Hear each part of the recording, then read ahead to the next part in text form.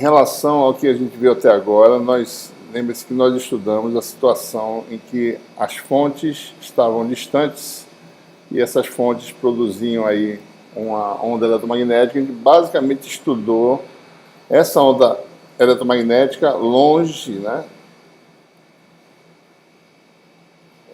da região de fontes, né, a região ocupada pelas fontes. Certo?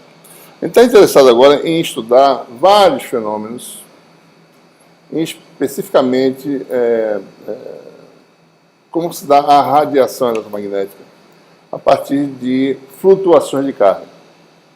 Para você ter, como eu falei, já falei algumas vezes aqui, que para você gerar onda eletromagnética, você tem que ter flutuação de carga, ou seja, a densidade tem que variar no tempo de alguma forma, um elétron tem que tem que interagir com o cristal e ser acelerado ou desacelerado. Tá certo? Nesse processo aparecem ondas eletromagnéticas.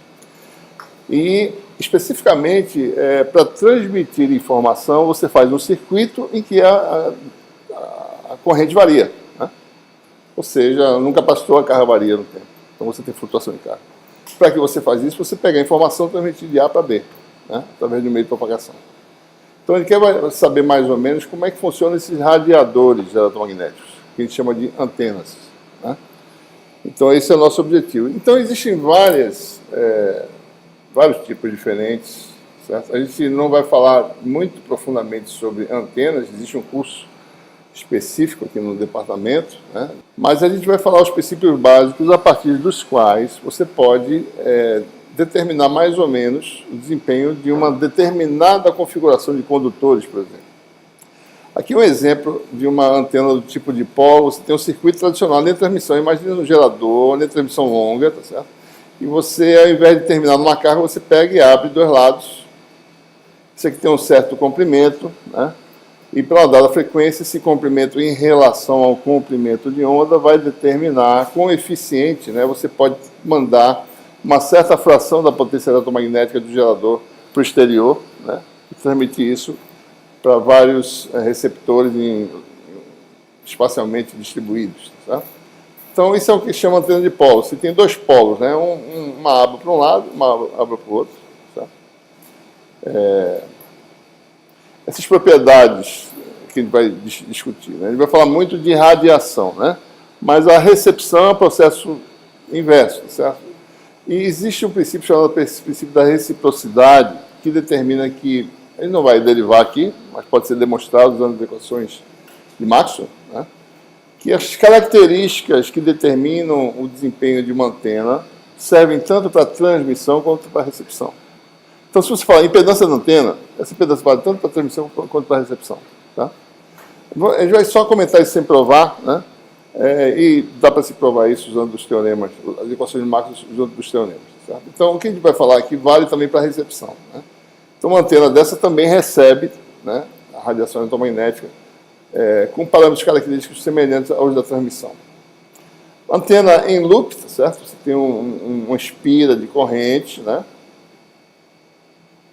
Em que você faz circular a corrente valendo o tempo e você produz radiação eletromagnética ou capta radiação eletromagnética com essa antena.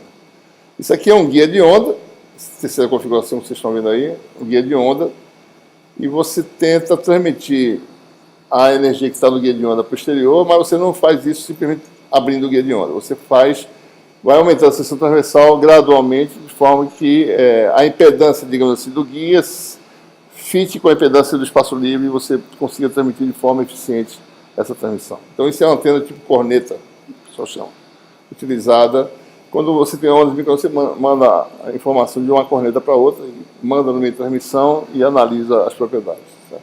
Essa aqui é uma antena parecida com essa, certo? Só que tem apenas um polo. Né? Você, na realidade, essas antenas que a gente vê dessas torres de sustentação de antenas, são simplesmente um fio que vai do chão até bem longe, tá certo? Bem comprido, né? Isso tem a ver por causa do comprimento de onda de propagação, então essa antena tem que ter um comprimento adequado, a gente vai ver que comprimento é esse depois. E esse plano de terra faz um efeito que pode ser computado usando o método das imagens, né? Então, a gente vai ver, tá certo? pode já comentar que isso aqui é equivalente, né? Se isso aqui é L, o comprimento, a existência de um plano, digamos, mais ou menos condutor, a Terra tem mais ou menos propriedades parecidas para essas frequências com as propriedades de um condutor, isso aqui é como se a dobrasse para baixo, né? Fosse uma antena no vácuo dobrada em comprimento. Então, o plano de Terra faz esse efeito. Ou seja, a energia que iria para baixo, ela é refletida de volta, digamos assim. Não pode falar desse jeito, certo? Então, é como se você tivesse comprimento 2 vezes maior, você tem potência 4 vezes, é 2 ao quadrado vezes maior, certo? Então, o efeito é esse. Soma as amplitudes, né, dessa e da antena imagem embaixo, então você tem 2 vezes o campo ao quadrado dá 4 vezes a potência, certo? Bom, esses são exemplos, né? Eu posso também falar em fibra ótica, certo? A gente não trata a fibra ótica como antena, mas a gente pode ver a fibra ótica também, que se você tem a luz transportada numa fibra ótica, né? A luz tem um perfil aí confinado, quando chega na extremidade, isso aqui tem uma casca, né? Tá? Isso aqui tem um índice de refração inferior ao do núcleo. Quando essa luz chega na casca, o que acontece? Ela sai, mas ela não sai confinada como estava antes. Ela sai difratando, ela sai abrindo, né, a faixa de localização da luz. Se você vê a fibra ótica, ela vai...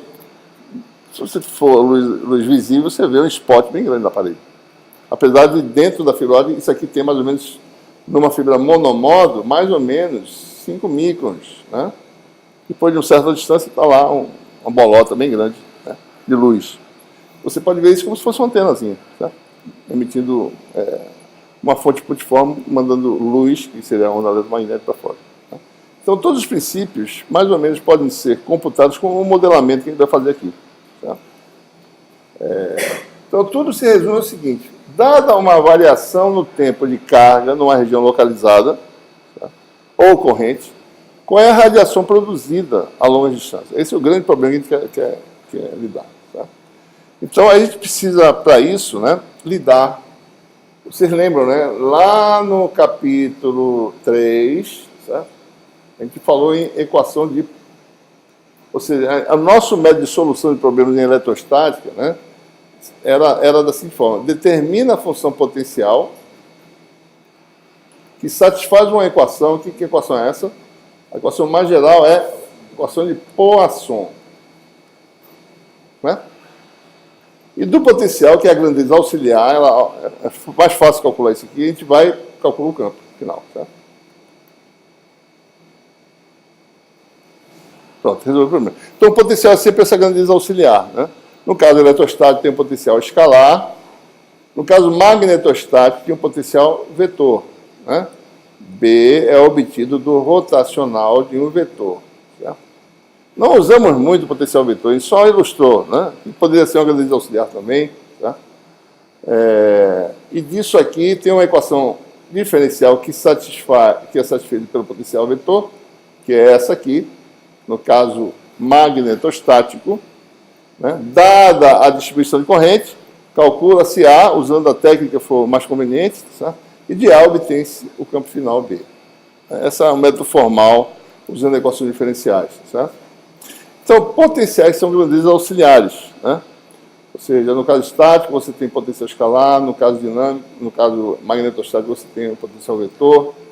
E agora a gente quer saber, bom, e no caso variante no tempo, como é que ficam? Que funções potenciais a gente vai usar? Tá? Porque agora dado uma distribuição de carga, dado uma distribuição de corrente, tá? Qual é a solução para IH? Então a gente vai fazer esse problema em 2 etapas. Vamos achar os potenciais intermediários e deles obter a solução final. Tá? Bom, vamos olhar aqui quem são as equações que nós temos, as equações de Maxwell. Lembre-se, voltamos agora ao regime variante no tempo. Ainda não é regime harmônico, viu, pessoal? Então, nossos campos vão ter aquelas letras arredondadas de novo. Nossas equações, né? Vamos voltar à equação de Maxwell. Vamos não falar em nenhum tipo de meio ainda, né? Se ele é linear ou não, tá certo? O rotacional ele é igual a menos dB dt. É claro que é mais conveniente usar equações diferenciais e não as integrais, a gente quer resolver ponto a ponto, né? Rotacional de E divergente de D igual a esse ρ aí, que é um ρ variante no tempo, tá? Rotacional de H é J mais dd dt. E, finalmente, divergente de B igual a zero. E qual é o nosso problema? Nós temos uma região, né, representada pelas fontes. Quais são as fontes? Flutuações de carga da densidade de carga ρ e flutuações de corrente descritas pelo vetor J. Certo?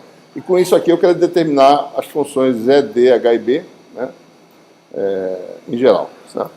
Bom, vamos separar esse problema em duas partes. Tem as equações que a gente chama de equações homogêneas. Nas equações de Maxwell, tá, tem duas equações homogêneas. Equações homogêneas são aquelas em que não aparecem as fontes. Tá? Essa aqui não aparece nenhuma fonte. Ou seja, a equação, não é equação diferencial, o segundo membro, né, a função que alimenta a equação. Né? Se ele for zero, é porque não tem fonte para a equação. Então aqui não tem a fonte, aqui só aparecem as incógnitas, E e B. Tá? E nessa outra aqui, também só aparece a incógnita B. Nessas duas aparece a fonte aqui, ρ e J. Tá? Então vamos escrever aqui as equações separadas.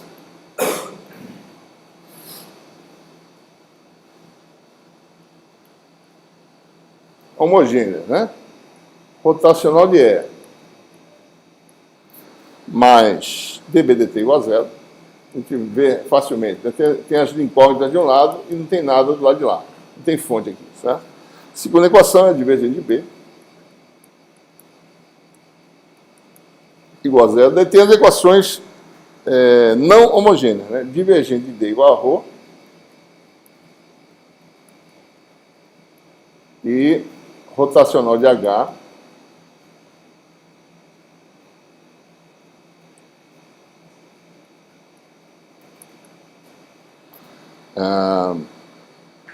menos dd dt, daí dá para perceber direito essa questão da homogeneidade. As incógnitas de um lado igual a J, né?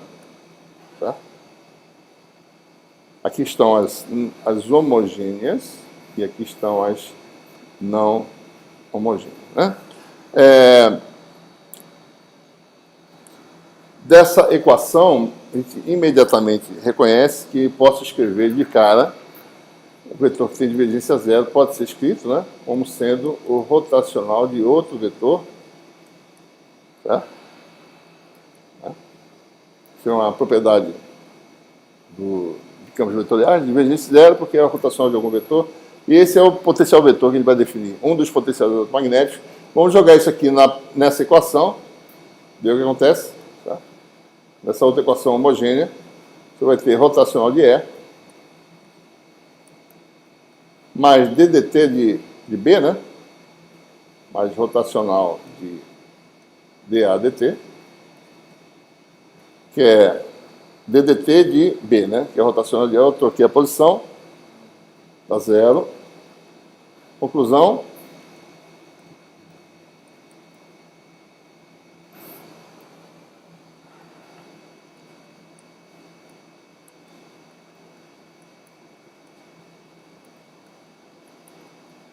Rotacional desse vetor aí, certo? Dá zero. Então, a segunda propriedade, o vetor que é irrotacional, que é esse vetor aqui, pode ser obtido do gradiente de um escalar. Então, esse vetor aqui agora, certo?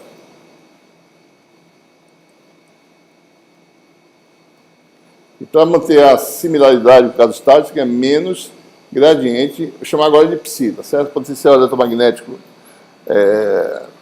vamos chamar de psi.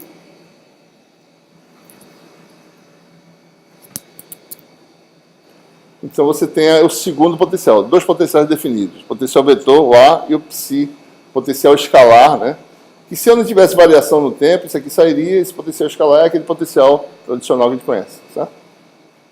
As unidades também são as mesmas, né? Volt, certo? Isso aqui é Weber por metro quadrado vezes rotação, vezes metro, né? Weber por metro, né? Eu tenho Weber por metro quadrado, que é o Tesla. Né? Bom, então nós temos aí essa, ou seja, o E. Então vamos lá. Então a equação que eu tenho é E igual a menos gradiente de psi menos dA dt. E B igual a rotacional de A. Ou seja, nós estamos aqui na parte final do problema, né? Se eu obter o potencial escalar, resolvendo uma equação diferencial e o potencial vetor, então eu obtenho a solução para E e B. E aí eu tenho que relacionar com H e D, certo? Tem que usar relação constitutiva, assim por diante. Se o meio for um meio complicado, fica muito difícil o problema, certo? Então, vamos prosseguir, tá certo? Só correçãozinha, pessoal. Seção 11.3, né? Fala assim, equações diferenciais para potenciais no vácuo, né? Vocês corrijam lá, quando vocês forem ver, para os potenciais em um meio linear, certo? Em meios lineares, né? Não é no vácuo especificamente. Né? Então, observe, a gente, para prosseguir daqui e obter essas equações diferenciais para os potenciais vetores, né?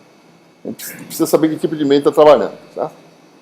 Rigorosamente, o único meio simples, né, que a gente consegue resolver as coisas é o vácuo. Né? No vácuo, né, nós sabemos que D é ε0E, tá certo? E B é I0H. Nós sabemos que, fora isso, mesmo em meios lineares, a relação entre D e E é uma relação que você tem que analisar frequência a frequência. No regime temporal, eu nunca posso botar que D é um múltiplo de E, mesmo no meio linear. Tá? Porque eu já falei para vocês, né? Se isso aqui for cosseno, né? Uma frequência só, cosseno de ômega t, num ponto de espaço, isso aqui vai ser rigorosamente cosseno de ômega t mais alguma fase. Tá? Então, se E vai com cosseno de ômega t num ponto, né? Vou botar aqui o vetor, certo? D não vai ser, rigorosamente, vai ser cosseno de ômega t mais uma fase. Tá? Mesmo que seja linear. Tá? Essa função não é um múltiplo dessa. São funções deslocadas no tempo. Tá? Eu não posso dizer que uma é uma réplica da outra. Elas são parecidas, mas estão fora de lugar. Então, o multiplicador, ou seja, a razão entre essas duas funções é a função do tempo. Tá? Então, eu nunca posso dizer que D é igual a Y. A menos que eu esteja longe das ressonâncias, que a gente falou antes, certo? Então, se você tem, na sua função do tempo, tem um espectro de frequências que está bem longe das ressonâncias, né? Então, você pode dizer, mais ou menos, certo? Né? Se você olhar o epsilon, né? O epsilon é uma função assim, ó. Ressonância. Ressonância. Tá? Nessa região aqui, cada componente de frequência tem uma resposta diferente, então é difícil. Mas quando você chega nessa região aqui, por exemplo, se o seu espectro está dentro dessa faixa de delta ômega aqui, né? Então você pode dizer mais ou menos que epsilon é mais ou menos constante, não varia com a frequência. Quer dizer que mesmo no tempo eu posso dizer que D é aproximadamente, não tem defasamento, certo? Defasamento ocorre quando isso aqui acontece, certo? Nessa região. Então aqui não há defasamento, não há esse problema de réplica. Então você pode dizer que você tem mais ou menos, né, D, mesmo no tempo, tá certo? Igual a epsilon E. Né? Semelhantemente, você pode dizer que B é igual a minha H. Tá? Então, em situações em que eu posso modelar o meio desse jeito, em que não há ressonâncias, tá certo? Ou seja, eu posso dizer que existe uma função epsilon e uma função mi, então o problema fica bem mais simples, certo? E a gente pode agora voltar, né, para as equações não homogêneas e analisar agora à luz dos potenciais. Né? Tá? Então, qual é o nosso objetivo aqui nessa discussão? É obter equações diferenciais para as grandezas auxiliares. Quem são as grandezas auxiliares? Os potenciais eletromagnéticos, A e Psi. Tá? Então, assumindo essa aproximação meio linear, né, em que você tenha como válido isso aqui, rigorosamente é só no vácuo, mas em certas situações também pode ser. Tá? Então, você vai ficar uma das equações é divergente de D igual a ρ. Né? Desculpe, esse D aqui tem que ser arredondado. Né? Esse ρ também. Certo? Isso é um pouquinho diferente do que eu escrevo normalmente. Né? Bom, D sendo epsilon e E sendo o quê? Quem é? Agora nós sabemos. E vale menos gradiente psi, menos dA dt. Eu jogo na equação divergente de igual a ρ. Então você vai ter divergente do gradiente, né, dá o laplaciano, né, vai ficar com a equação do tipo laplaciano de psi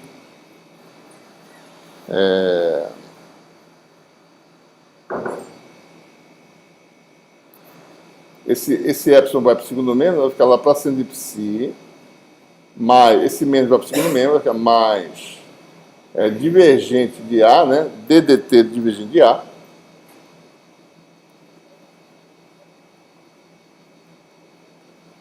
igual a menos ρ sobre epsilon. Primeira equação diferencial que a gente obtém agora, que só envolve os potenciais eletromagnéticos, psi e A, certo? Mais equação 1. Uma equação que mistura as duas potenciais, né? Bom, vamos para a segunda equação. Rotacional de H, né? Que é B sobre μ, e B, por sua vez, é o rotacional de A. Né? Rotacional de H. Menos dd dt, menos epsilon dE dt, que é menos gradiente de psi, certo? Menos dA dt, igual a J, né? Tá? Tem essa equação aí. Tem que fazer aquela expansão que a gente conhece. Observe que aparecer aqui um μ epsilon, tá certo? E sabemos que μ epsilon é 1 sobre a velocidade de propagação do meio ao quadrado. Nós já sabemos disso, né? Então aparece já um μ epsilon aqui, vou multiplicar por μ epsilon, expandir isso aqui vai dar gradiente divergente, que é o rotacional do rotacional, né? Menos laplaciano, né? E aqui vai aparecer μ epsilon 1 sobre V2, vai ficar menos 1 sobre V2. Se quiser, pode botar esse menos para fora, fica mais.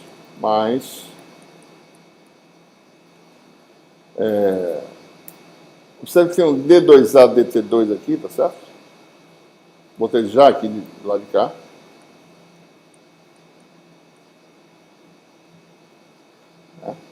Tem outro termo que é mais 1 sobre V2 gradiente de psi dt.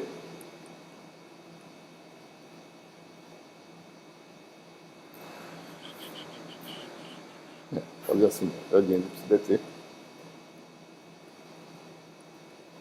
Né? Então vamos lá, gradiente divergente, menos laplaciano, 1 sobre V2, mais, daí fica μ vezes J. Esse μ aqui vai multiplicar J do lado de lá. E aí eu vou reorganizar isso aqui. Se vocês olharem direito, né?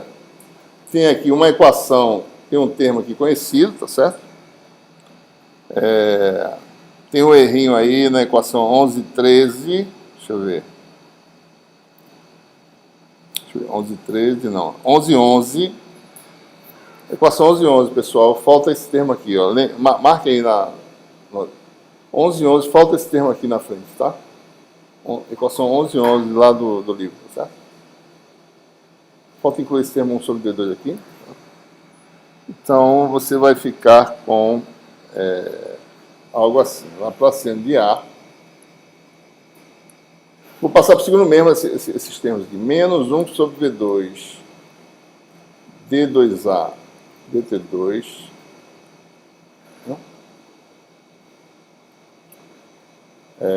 passou para lá, deve ficar esse termo do lado de cá, mais esse aqui, tá certo? Vai ficar...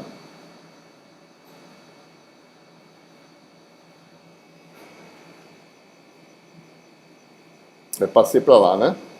Então vai ficar aqui, gradiente é igual a, né? Vai ficar mais... Aliás, passa tudo para o segundo membro, tá certo? Então esse aqui vira mais, esse aqui vira menos, esse aqui vira menos, vai ficar menos gradiente divergente. Então, juntando esse gradiente, tem um gradiente aqui também, vou botar em evidência, divergente de A. E vai ter um termo aqui que mais passa para o segundo, vira menos, então menos vai ficar mais 1 sobre D2 dψdt. É isso? E o mi vezes j que está do outro lado, passa para o lado de cá, fica menos. Tá? Vai ficar parecido com coisas que a gente fez antes, certo? Menos mi vezes j, né? Se você não tem variação no tempo, tá certo? Eu posso mostrar essa equação aqui. 11, 13, né? Posso abrir melhor aqui. Eu estava editando hoje, eu vi esses erros, daí eu já corrigi na próxima versão. Vai ser corrigido. 11 e 11 aqui está corrigido, certo? Lá não está. Esse termo aqui está correto. Lá na versão online não tem, certo? Bom, aí está a equação.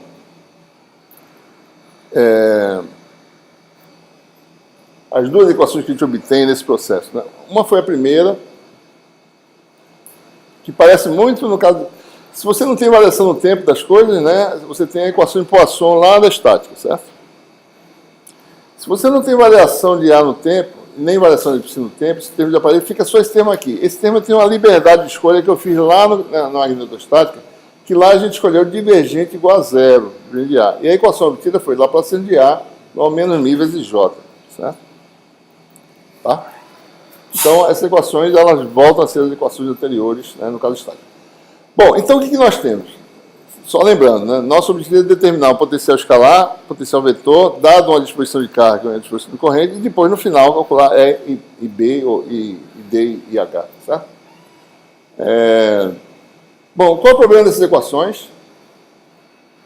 As equações são acopladas, né? São duas equações diferenciais, e eu tenho que ter, para resolver um sistema de duas equações diferenciais acopladas. A questão é como é que a gente desacopla essas equações, né? Então, observe. A forma de desacoplar essas equações é uma liberdade que nós temos que a gente não comentou. Eu escolhi o rotacional de A, certo? Escolheu, ele é quem? É B. Né? Nós sabemos do teorema da unicidade. Um vetor é completamente especificado se eu souber o rotacional divergente, certo? Se eu especificar arbitrariamente o divergente de A, eu não altero o rotacional de A. O rotacional de A é B, está fixado. Então, eu tenho liberdade de escolher o divergente de A, certo? Esse tipo de escolha é chamado gauge, um calibre, né? Em cada calibre, em cada gauge, eu tenho a liberdade de escolha e todas elas fornecem sempre a mesma solução para B. Uma dada escolha, um dado gauge, vai dar uma solução que tem uma interpretação física facilmente reconhecível. Uma outra escolha vai dar uma solução para os potenciais intermediários que não tem aquela interpretação física que a gente quer, que é propagação eletromagnética, mas que dá a solução final de propagação eletromagnética, certo? Bom, um determinado gauge é chamado gauge de Coulomb, certo? No gauge de Coulomb é a escolha mais simples. Faz divergente de A igual a quanto? Zero, certo? Que é aquela que a gente fez na magnetostática. O que aconteceria se eu fizesse o gauge de Coulomb? Olha para essa equação. A equação para psi é uma equação do tipo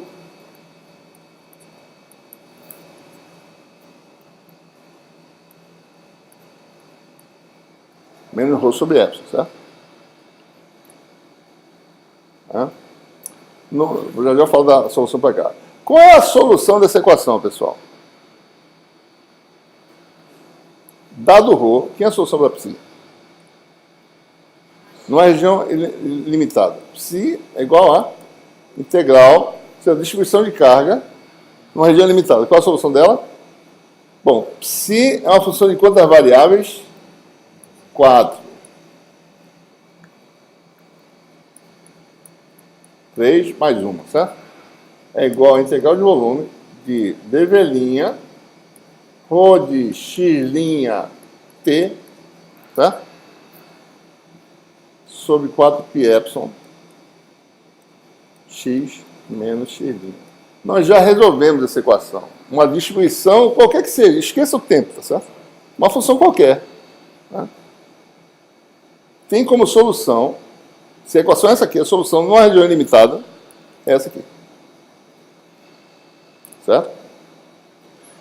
Então, no gauge de Coulomb, a solução para o potencial é a função variante no tempo, que é muito semelhante à função que nós temos já no potencial escalar. Só tem um pequeno problema em relação à realidade física dessa solução aqui. Certo? Essa solução diz o seguinte, que aqui está um elemento dv'.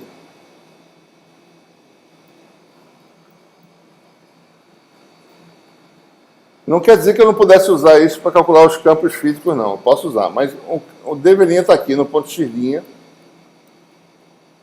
eu meço o potencial no ponto x, certo? Essa solução aqui me diz o seguinte, ó, olha para essa solução.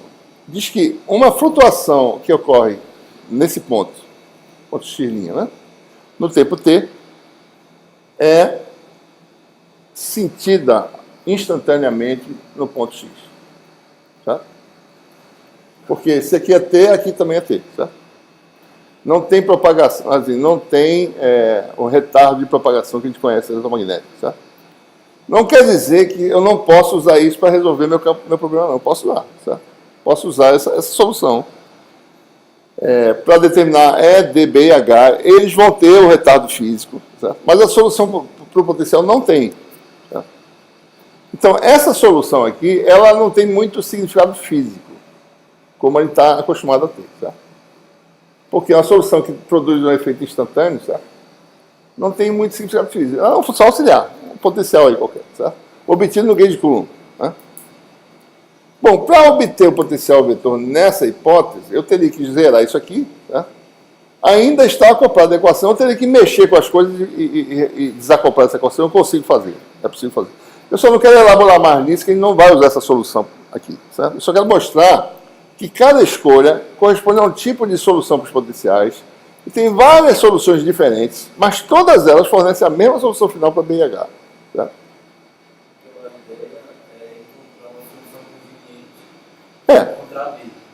Existe só que a nossa solução intermediária, que é um potencial, tem algum significado físico também, certo? Não essa aqui. Apesar de poder ser, em algumas situações, talvez seja mais interessante usar essa aqui, porque o problema fica mais fácil. Mas aqui para nós, seria bom a gente ter uma solução que tenha significado físico, que a gente veja a questão da propagação assim, nitidamente, certo? Então a gente não vai usar esse gauge, vai usar um gauge, certo, que mostra essa evidência. Certo? Então a gente vai usar o chamado gauge, ou calibre, tá? De Lorentz. Esse indivíduo aparece em várias situações, né? Lorentziana, Lorentz, né? Entre outras coisas. Certo? O que é o gauge de Lorentz? Né? Vamos observar aqui nosso sistema. O gauge de Lorentz é quando a gente zera isso aqui. Ó. O que acontece se eu zerar isso aqui? Observe qual é a redução de Laplace de A menos 1 sobre V2. Isso aqui está errado, né? D2A, DT2. Tem um 2 aqui, equação 11 e 13, tá certo? É D2A, DT2. Anotem aí. Para depois vocês perceberem. Né? Acho que no meu... eu também não corrigi, que eu não vi, agora que eu estou percebendo. D2A, DT2, né? Igual a menos μ vezes J. O que nós teríamos, né? nós teríamos aqui uma parte que é aquela combinação de derivadas típicas, né, da equação da onda, só que a equação da onda como não homogênea. Tá? Porque na equação da onda tradicional isso aqui é zero. Né? E nós sabemos o que acontece quando você tem a equação da onda. A equação da onda prevê a propagação, velocidade da luz, tudo aquela história. Tá? Agora vai ser uma pequena alteração. Dado isso aqui, qual é a potencial resultante? É só isso que a gente tem que fazer. Mas é de se esperar que a solução que a gente obtenha seja uma onda propagante. Tá? Potencial vetor também. Tá? Ok? Bom, a pergunta é a seguinte. Bom, essa equação vai ficar desacoplada, porque esse termo aqui, né, ele vai sumir. Né? Você vai ter uma equação só para A, inteiramente em A. A pergunta é qual é a consequência nessa equação aqui. Como é que fica a equação para psi? Tá?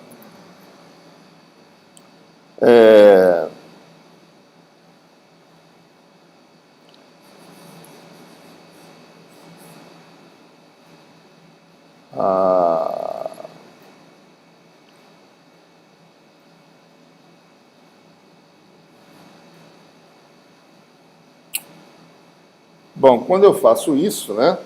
Então, quando eu faço gradiente de divergente, mas isso aqui dá zero, né? Então, o que acontece com a outra equação, né? Deixa eu ver aqui. Vamos olhar para a primeira equação aqui, que é Laplaciano de psi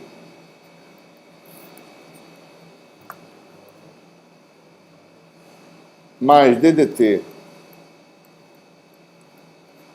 do divergente de A, né?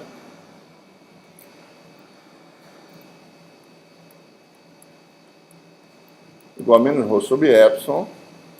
E eu escolhi agora aqui no gauge de Lorentz divergente de A mais 1 sobre V2 derivada de psi igual a zero. Isso aqui quer dizer que o divergente de A é relacionado diretamente, né? É só jogar lá. Divergente de A agora é expresso inteiramente em termos da derivada de psi. Onde? Desculpa, aqui está errado. Não, aqui está errado. É lá para cima. É divergente. É gradiente de psi, né? Não, embaixo. Agora não sei se... Peraí. Não, divergente de A. Isso aqui está certo. Isso aqui é o gauge de Lorentz, né? Então, lá em cima. Então, bota na equação. Das calculadas. Aonde? No Aqui, livro, não. Aí, ó. Então, esse gradiente do lado de fora, né? E eu tinha lá do lado de fora. Esse gradiente. Não, esse gradiente está fora. Isso aqui está errado, Isso aqui está errado, certo? Então, o gradiente está fora. Aqui está errado também, deixa eu ver. Gradiente divergente está aqui, gradiente de psi dt. Então, tem o gradiente disso com o divergente. Então, tem um erro aqui, realmente razoável, né? Que esse sinal aqui está fora, certo? 11, 13, né? E assim vai aqui também. Então, o gauge de Lorentz, né? Divergente de A. Eu escrevi errado também, foi? Não, é isso. Acho que eu fiz certo. Eu fiz certo. Bom, divergente de A, né? É isso aqui, tá certo? Então, vai ficar a equação para ρ, que é Laplaciano de psi,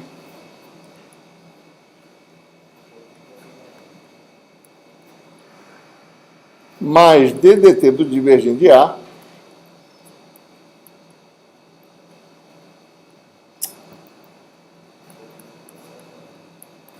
igual a menos ρ sobre epsilon, e nós temos a equação parecida para psi, né? Laplaciano de psi menos 1 sobre V2 d2 psi dt2 igual a menos ρ sobre epsilon.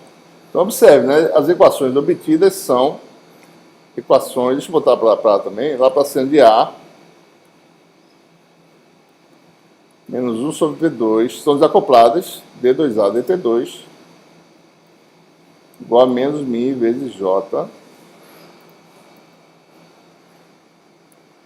Né? Então, aqui mostra claramente, né? Se você não tem derivado no tempo, ó, Laplaciano de menos ρ sobre epsilon, Laplaciano de A menos μ vezes j. E aí você tem equações desacopladas e com características de onda eletromagnética, que se propaga. Certo? A pergunta é qual é a solução? Observe que se eu resolver esse problema aqui, eu automaticamente vou mostrar para vocês que eu resolvo isso aqui, como a gente já demonstrou antes. Tá? Que isso aqui tem 3 equações em cartesianas idênticas a essa aqui. Em cada direção, se você decompor em cartesianas, em cada direção, a equação é uma equação desse tipo aqui, homogênea, equação da onda não homogênea, certo? Muito bem, então vamos resolver, né? E a partir daí a gente vai construir todo o nosso capítulo 11, né?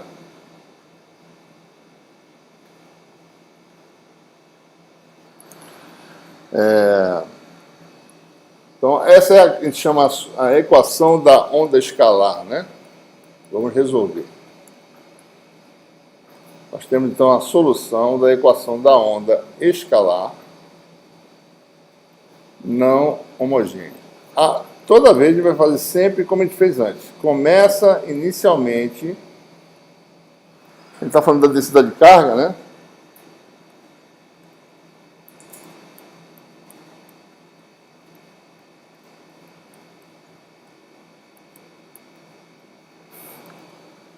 Fazer assim para diferenciar, certo? Como é que a gente constrói a solução? Bom, primeiro ele vai com uma carga putiforme, certo? Resolve o problema.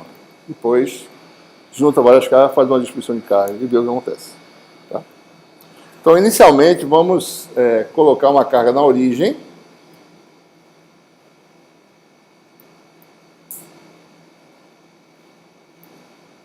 Isso não me deixa ser rápido, infelizmente.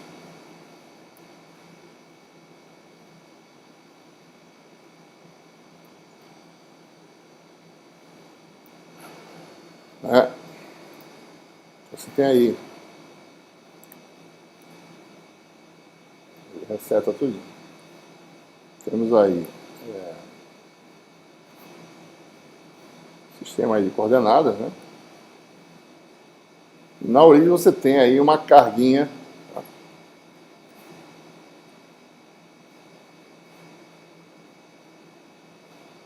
Né? Uma carguinha na origem. Qual é a perturbação que ela provoca se ela variar no tempo? Né?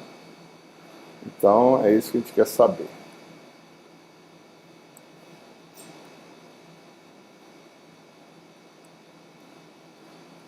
Então, qual é o efeito, qual é a solução para o potencial a uma distância x da origem, né, no tempo t? Né? Dado o evento no tempo t, o que acontece a uma certa distância x, tá? Módulo de x. Né? Observe, né? Qual é a densidade de carga que a gente vai usar aqui agora? Né? A carga localizada na origem. Né? Bom, essa densidade de carga, vocês sabem, se vocês já estudaram isso, né? Isso é a função delta de Dirac. Certo? Mas não precisa lidar com a função delta de Dirac. Basta dizer o seguinte, que nós temos uma densidade, certo? Mais especificamente, né?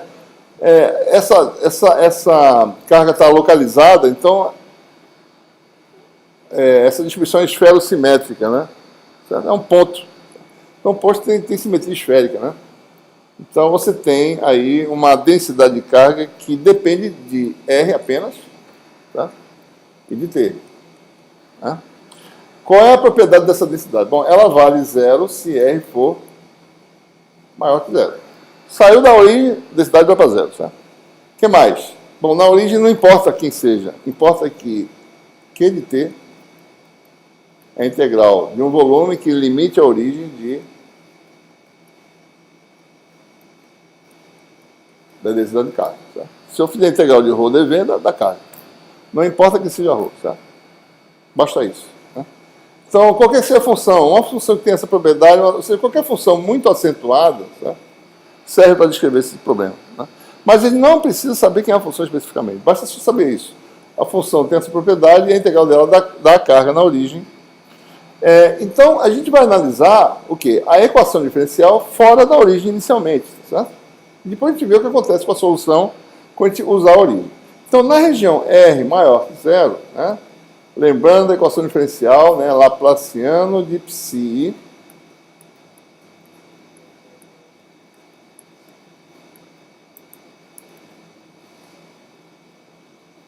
vou botar assim, ρ de x, certo? Sobre epsilon. Né? A gente sabe que só depende de R, né? Então, se R for maior que 0, isso aqui dá 0. Então, fora da origem, resolve a equação diferencial, vai dar uma solução de uma equação homogênea. Tá? E agora, nesse caso, uma vez que nossa distribuição de carga ela é esferosimétrica, é de se esperar que o potencial só dependa de R e T. Né? Tá? Bom, então vamos ver. Quem é o laplaciano? Né? 1 sobre R2 DDR R. Na verdade, posso botar o derivado total aqui, né? Não, parcial, porque tem o tempo. Vamos manter parcial. DDR, né? De R2 de psi dr. Na verdade, laplaciano de psi, né? É isso aí. Bom, tem demonstrado aí no livrozinho, tá certo? Que isso aqui também pode ser escrito dessa forma aqui. Né? Basta você expandir as duas versões, vocês vão ver que dá o mesmo resultado.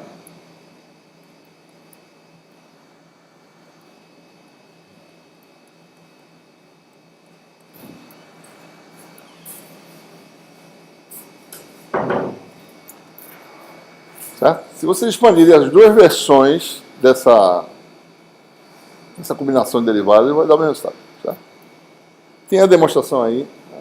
Basta vocês manipularem e verem, certo? Então aqui vocês têm essas duas possibilidades. Vai usar essa, que facilmente ele percebe qual a solução do problema, certo? Então, fazendo isso, né? Laplaciano de psi, então, botando a equação não, vai ficar 1 sobre R. Na realidade, D2...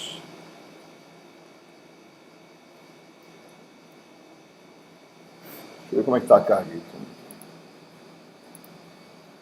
D2 é R psi, DR2, menos 1 sobre V2, D2 psi dt2, né? Igual a zero. Se eu multiplicar por R, né, eu fico com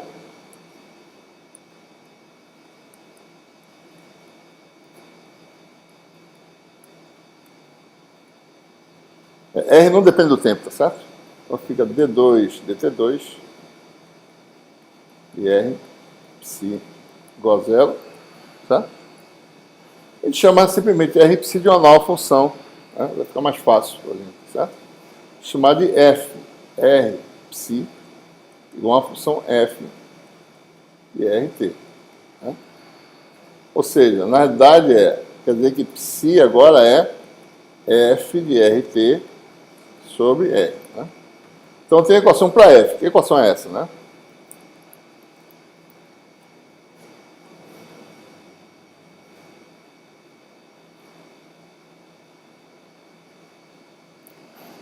D2F dr2 menos D2F dt2 igual a zero.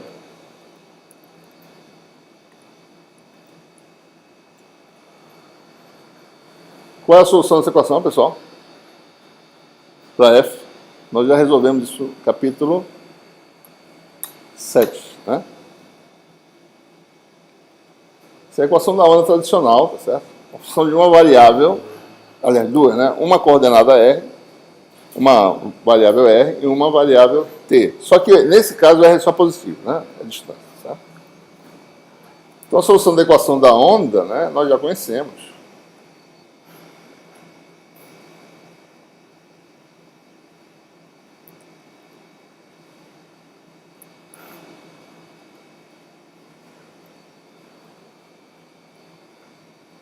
Então, vamos lá.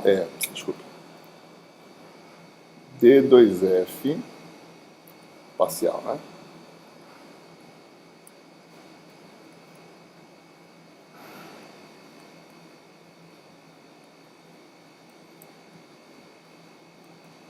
Então, tem duas soluções, né? F do tipo mais e do tipo menos. Uma é do tipo F de a mais, né? Em conformidade com a nossa... Esse mais tem um significado de propagação para frente, né? T menos R sobre C é a mais e T mais R sobre C é a menos. Tá? Ok? Então, o que significa essa solução agora? Né? Sobre V, aliás, desculpa, sobre C não, sobre V.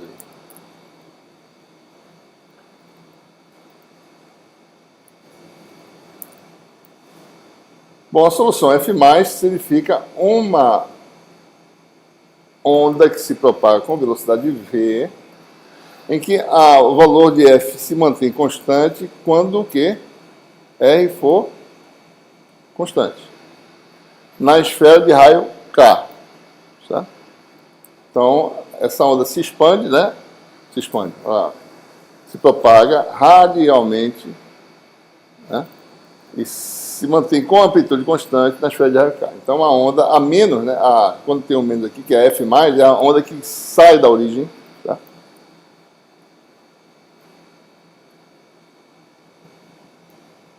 Opa, doidou aqui também.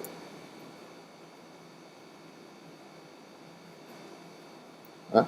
Você tem aí uma solução que é F+, é aquela onda que em R constante ela tem amplitude constante. Certo?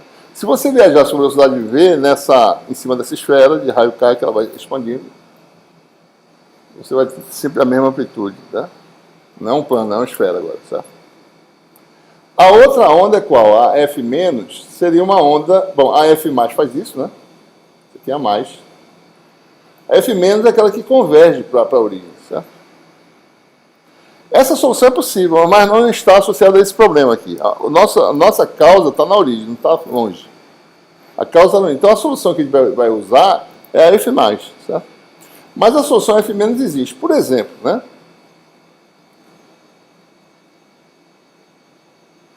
Tem uma lente aqui, coisa bem simples, certo? Uma lente, né? Uma luz, um feixe de luz vem, o que acontece? Isso aqui vai chegar aqui, certo? Até esse ponto, né? Uma frente esférica até chegar àquele ponto, certo? E vice-versa, se você emite luz para lá, então isso aqui vai para lá desse jeito que está aqui. E vai depois virar uma frente de onda, mais ou menos como uma onda plana, certo? Uma onda esférica, daí colima, onda plana. Então, as duas soluções são possíveis. A onda que converge, né? Você está vindo de algum lugar, focalizou o feixe eletromagnético. Você pode usar paraboloide para fazer isso, focaliza, certo? Você dá uma antena parabólica, o que acontece? Tem a antena aqui, né? Tem um ponto aqui onde vai captar toda a energia. Daí vem a coisa aqui, bate para cá, certo? Né? Frente de onda esférica, mais ou menos, certo? Então existe essa solução. Essa solução F- não está associada ao nosso problema. A gente tem uma fonte na origem. Então, a solução que a gente vai usar é F+. Ou seja, a solução do nosso problema específico. Uma fonte pontual na origem vai ser a F+, né, que é F de T menos R sobre V. E com isso, o meu potencial fica da forma F de T menos R sobre V dividido por R. Tá?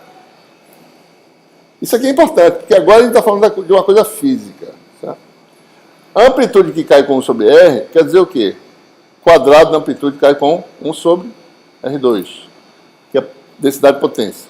Integra na esfera de raio R da superfície da R2. R2 consegue com R2. Potência é constante. Qualquer que seja a esfera que você integrar. Certo? Então tem que ter fisicamente esse R aqui embaixo. Certo? A gente vai ver isso aparecer novamente depois. Ok?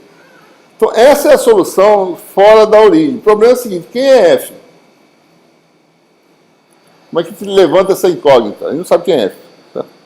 Esse problema tem que ter uma solução para F, porque eu estou dizendo, dado o quê? Qual é a amplitude de psi? Tá? Tem que ter uma solução. O que eu vou fazer? Eu vou agora pegar e integrar a minha solução em torno da origem. Tá? Então, eu vou pegar a equação original, né? A equação é essa aqui, ó. Laplaciano de psi menos 1 sobre P2 D2 psi dt2 igual a menos ρ sobre epsilon. Integra em torno da origem. Por que eu vou integrar? Porque eu sei a integral de ρ, certo? Eu sei quem é a integral disso aqui. Né?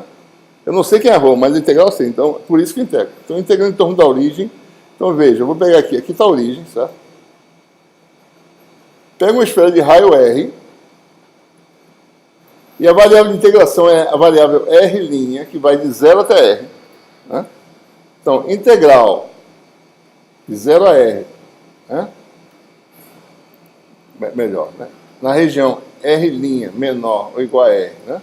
Dessa equação diferencial, agora parametriza todo mundo em função da variável de integração, né? Nabla' ao quadrado de psi menos 1 sobre V2 D2 psi dt2 dV' igual a integral de menos ρ sobre epsilon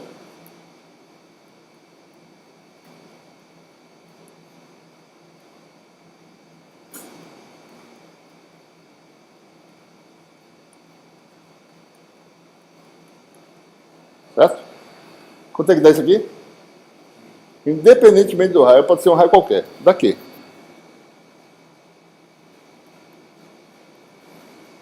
Certo? Então, está calculado. O que a gente tem que fazer agora é mexer no primeiro membro.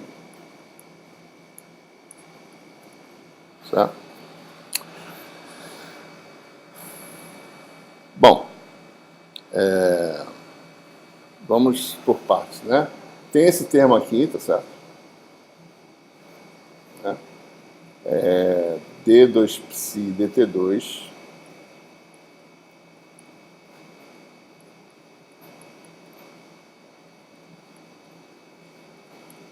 R', né? Porque isso aqui depende de R', certo?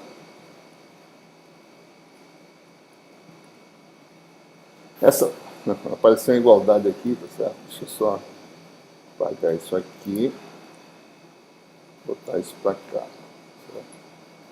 Assim, né?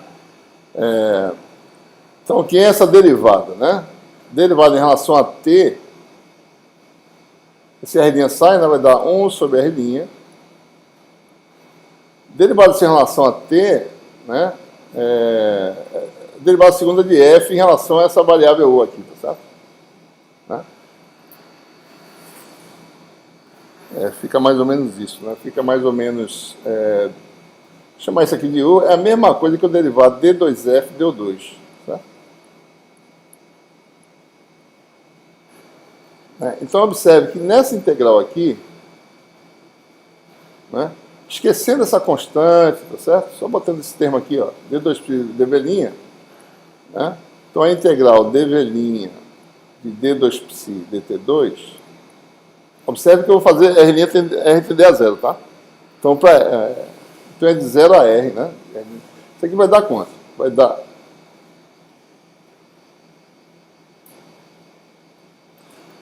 Lembrando, dV' é igual a R' ao quadrado dR', diferencial de ângulo sólido, tá? Seno θ de θ de φ. Isso aqui já vai dar 4π, tá certo? Isso aqui vai dar 4π, integral no ângulo sólido, integral de 0 a R, né? R' ao quadrado dR', 1 sobre R', D2F deu 2. Certo? Isso aqui vai dar quanto? Isso aqui não depende de... para R muito pequeno, é como se fosse R igual a zero, né? Certo? Porque essa função f é uma função bem comportada, né? Não tem nenhum... Quem tem problema é a função psi, ela tem a singularidade, mas não a função f. Isso aqui vai dar D2F de T2, na realidade, né? Faz R igual a zero mesmo, certo? U vira T, mesma coisa, né? E vai ficar integral de R' dR', que vai dar R2 sobre 2 vezes 4π, né?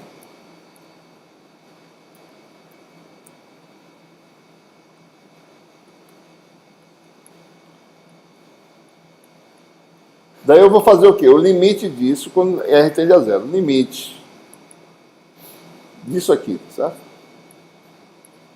Quando R tende a zero, vai dar zero. Tá? Então, esse segundo meio não tem não causa nenhuma... Não tem nenhuma consequência, certo? No nosso cálculo, né? Vamos olhar o primeiro agora. Certo? Bom, o primeiro termo, integral de Laplaciano, né? laplaciano de psi, certo? Laplaciano linha, né, no caso. Você tem aí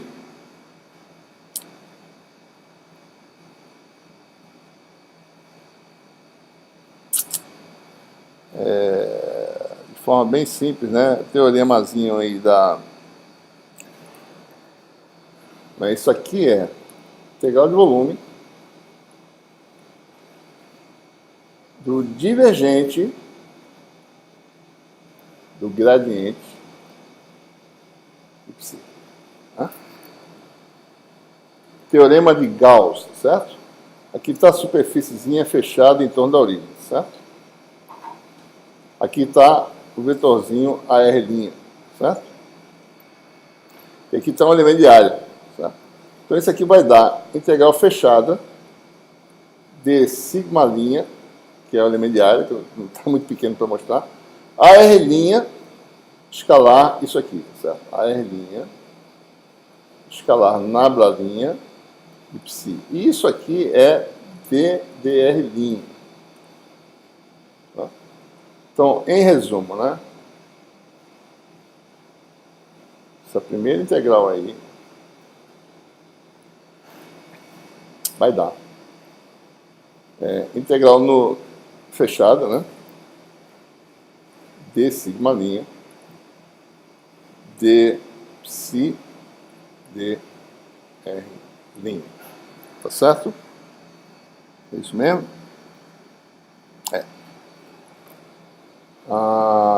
Numa superfície, que raio é a superfície? R' igual a R, é a esfera que eu estou integrando, tá certo? Então, bom, essa superfície aqui, certo? Tem R2 de ômega', né? Então isso aqui vai dar isso aqui é calculado em R' igual a R, né? Calcula a derivada e depois faz R' igual a R. Então, bom, isso aqui já é na superfície de raio R' igual a R, a superfície R' igual a R. Isso aqui vai dar R2, que sai da integral no ângulo sólido, 0 a 4π, de d ômega', certo? E aí tem essa derivada que vai calcular.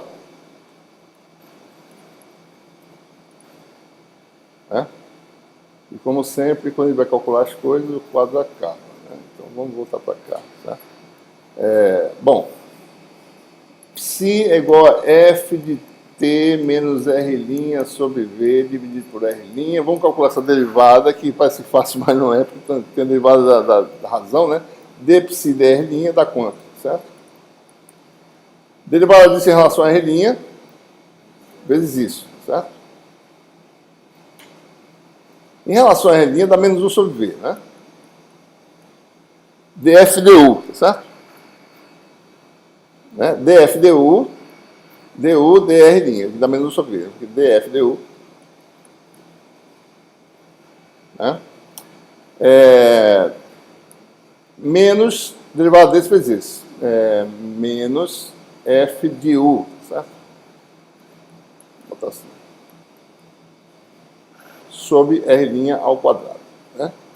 Essa derivada de psi de R' na superfície R' igual a R dá... vamos separar os termos aqui, vai dar menos 1 sobre V. Né? 1 sobre R, dF du. Né? E o outro termo vai dar menos, né? F de t menos R sobre V sobre R ao quadrado, certo? Calculando a superfície de raio R. Né? Então, integral disso vezes R2, então R2 vezes isso, que é o que nós temos aqui. R2 vezes isso, né? A integral agora fica fácil de calcular, ninguém depende de ângulo aqui. O resultado da integral vai dar R2 integral em d ômega, certo? Vai dar quanto, né? Esse termo vai dar menos R sobre V, vezes integral de ômega dá 4π dF du. R2 cancela, menos 4π F de T menos R sobre V. Certo? Agora eu faço limite, para não gastar muito quadro. E quando R tende a zero dessas coisas, vai dar quanto? Aqui vai dar quanto? Zero. Tá? E aqui vai dar F de T. Tá? F de T. Tá? Então, o resultado daquela confusão todinha lá, certo? Ou seja, então, calculamos a integral, né? A integral, eu acho que é F de T vezes 4π, né? Então, o resultado é menos 4π, F de T é igual a menos Q sobre epsilon, tá certo?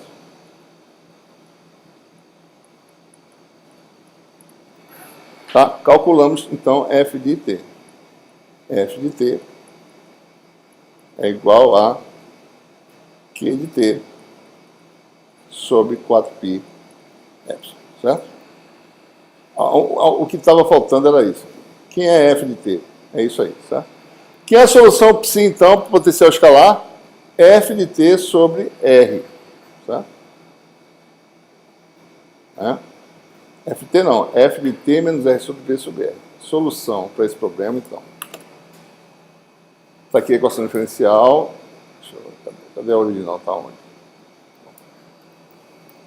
Então, a solução da equação de onda não homogênea para uma fonte pontual localizada na origem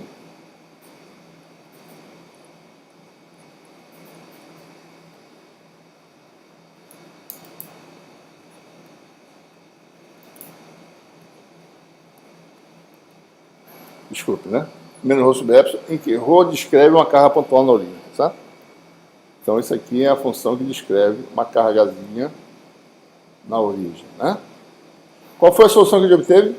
A solução foi uma onda que se expande, uma onda que se propaga, F de T menos R sobre V, desculpe, F é igual a Q, né? Certo? Então, F é o próprio Q, é Q de quem?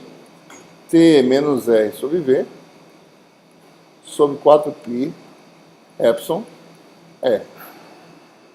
Certo? Olhem para essa solução e comparem com o potencial escalar no caso de uma carga pontiforme estática na origem. Como é simples a solução e como é a mesma solução. Tá? Agora, o que tem aqui, né, de interessante nessa solução? Uma perturbação de carga no tempo t, certo?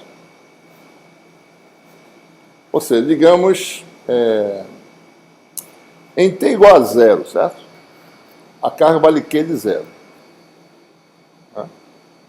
Quanto tempo é necessário para que o potencial sinta essa carga Q de zero? Quando isso aqui for zero de novo, tá certo? O tempo R sobre V. Então, quando for zero, então, num tempo que é o tempo de propagação do efeito daqui para cá, com a velocidade V, que tempo é esse? R sobre V. Depois de R sobre V, aqui vai ser psi igual a Q de zero, tempo anterior, né? Sobre 4π epsilon E. Então, essa solução no gauge de Lorentz evidencia a questão de causa e efeito que demora algum tempo para você observar, certo? Se fosse a solução do gauge de Coulomb, qual seria a solução desse problema? Gauge de Coulomb simplesmente não tinha esse termo aqui, ó. Q de T sobre 4π epsilon R, que eu já resolvi. Oi?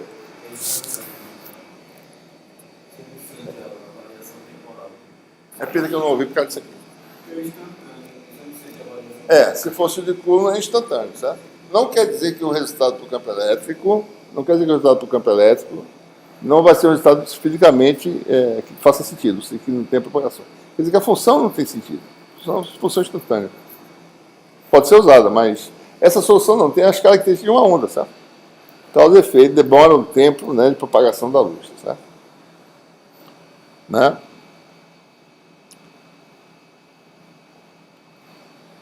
Muito bem. Então, qual é a solução agora geral, né, Observe a semelhança do desenvolvimento das coisas que está fazendo. Está fazendo agora coisa parecida com lá no caso da eletrostática, né?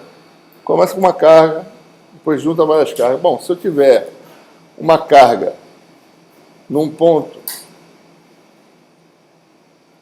que agora varia no tempo, né? No ponto x', e eu quero observar o efeito no ponto x, né? Então o que acontece? Bom, basta que eu use essa distância r, né? Que é módulo de x menos x', e jogue na equação. Então o potencial vai ser psi igual a q de t menos módulo de x menos x' sobre v sobre módulo de x menos x'. A gente vai adotar muito aqui no curso, certo? Essa notação. Melhor falar depois sobre isso.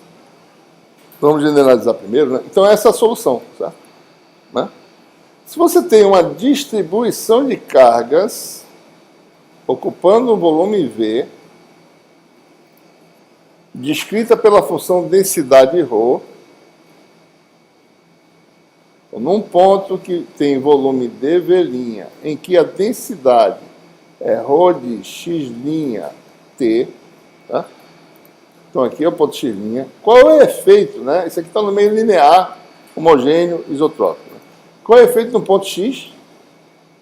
É somar todas essas contribuições. dq, isso aqui vira dψ, aqui vira dq, isso aqui é ρ dV', soma quer dizer integrar.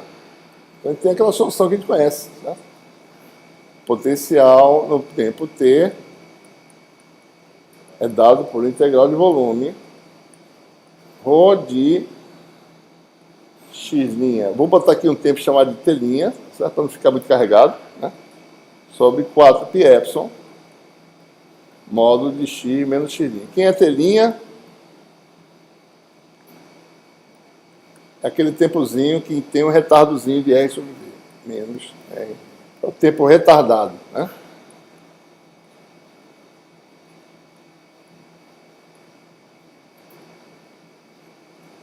Ou seja, né? No meu tempo, a coisa acontece no tempo, preciso de um tempo de retardo de r sobre v para poder perceber. Tá? Então, a solução semelhante, né? Bem parecida com a solução obtida anteriormente, né? No curso. Tá? Mostra o retardo. O potencial escalar tem aquele comportamento. Certo? Potencial retardado, né?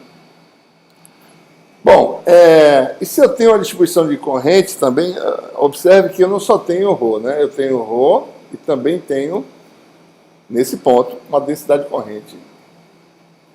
O problema é completo, né? Eu tenho flutuação de carga e também junto uma densidade de corrente J. Essas coisas são relacionadas pelo princípio de conservação da carga, certo? Não são assim independentes, né? Mas vamos completar o problema. J, né? Certo? Qual é a solução para o potencial vetor, pessoal? Nós já fizemos isso antes, né? Eu posso pegar a equação diferencial é semelhante, Laplaciano de A menos 1 sobre V2 D2A dt2 menos μ J. Eu decomponho em componentes ortogonais, sistema de cartesianos, que é o mais simples que tem, que é a forma mais fácil de resolver, né? A igual a soma de igual a x até z, né? De AI, vetores constantes, certo? Mesma coisa para J.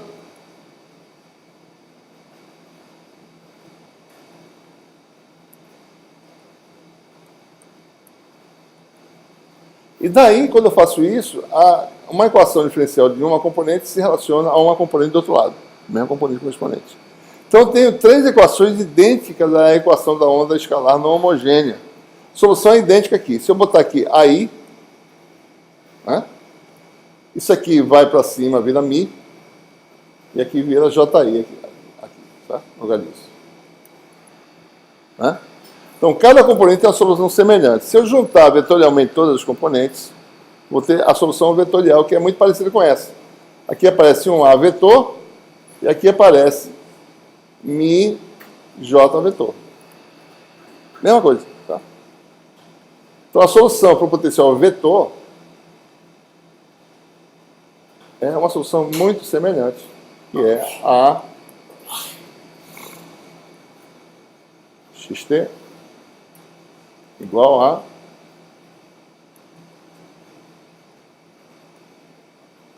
x', t', tempo retardado, t menos r sobre v. T menos a distância sobre v, né? Sobre 4π modo de x menos x'. T' é t menos a distância, que é módulo de x menos x'. No caso, para escrever o veículo, tem que fazer somatório. É. Isso aí para cá.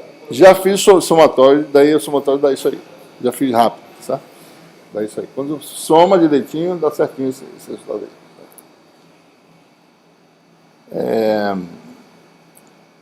Bom. Ok.